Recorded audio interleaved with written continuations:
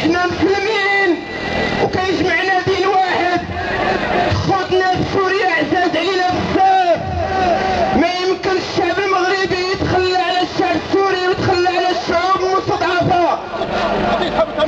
كنجدوا العهد في هاد الاثناء وكنتواصلوا بارواحنا وبقلوبنا مع الشعب السوري المظلوم. يقول الحبيب المصطفى صلى الله عليه وسلم: مثل المؤمنين في توادهم وتراحمهم وتعاطفهم مثل الجسد الواحد إذا اشتكى منه عضو تداعى له سائر الجسد بالسهر والحمى. ويقول عز من قائل: فإن استنصروكم فعليكم النصر. تكبير تكبير. يلا ارحل يا بشار، يلا ارحل يا بشار، يلا ارحل يا بشار، ويا بشار ومالك منا خود ماهر وارحل عنا ودي شرايطك تعتج عنا. ويلا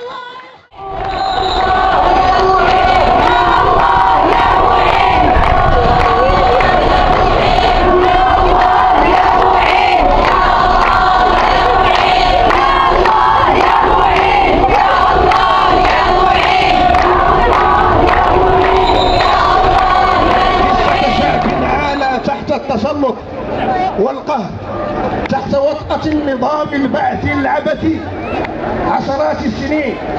فلما أراد الشعب أن يتحرر كما تحررت شعوب عربية أخرى من الجبر والقهر والفساد، ووجه بالحديد والنار والموت. حسبنا الله ونعم الوكيل، حسبنا الله ونعم الوكيل، حسبنا الله ونعم الوكيل. أيها الناس، معاشر الإخوة، معاشر الأخوات، أيها المناضلون والمناضلات، أيها الأحرار في كل مكان، إنه من العار أن يغض أحد الطرف لما يجري في حمص وزرعة وإدلب ودمشق وحماه والكثير من المدن السورية. آلاف الموتى ونحسبهم شهداء عند الله، عشرات الآلاف من الجرحى والمفقودين. لقد بالغ الأسد المفترس الخشيش في التنكيل بشأنه. لم تكفه قذائف الهوى وراشمات الصواريخ. أعلن للرأي العام ما يلي: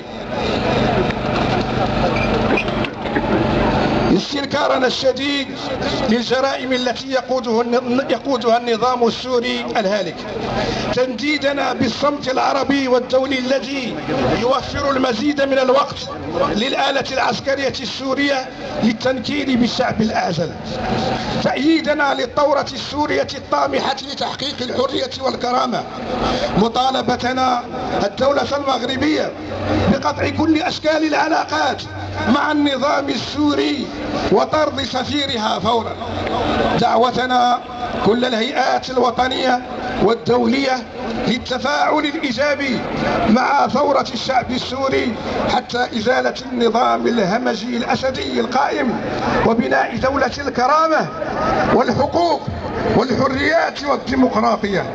والله غالب على أمره والحمد لله رب العالمين.